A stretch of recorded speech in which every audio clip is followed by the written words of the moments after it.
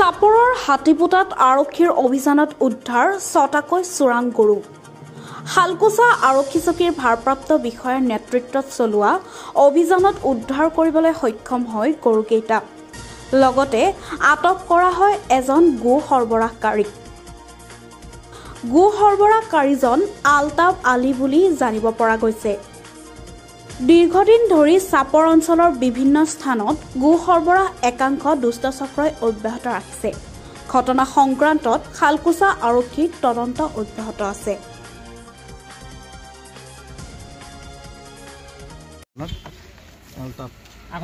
কিহৰ কাৰণে ধৰিছে?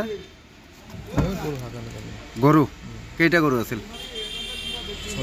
ক'ত ঘৰ আপোনাৰ? ক'ত? শান্তিপাৰা। ক'ৰ পৰা ক'লৈ গৰু লৈ আহিছিল? হাতীপোটাৰ পৰা লৈ আহিব ধৰিছিল। কেইটা আছিল গৰু টোটাল? ৬টা।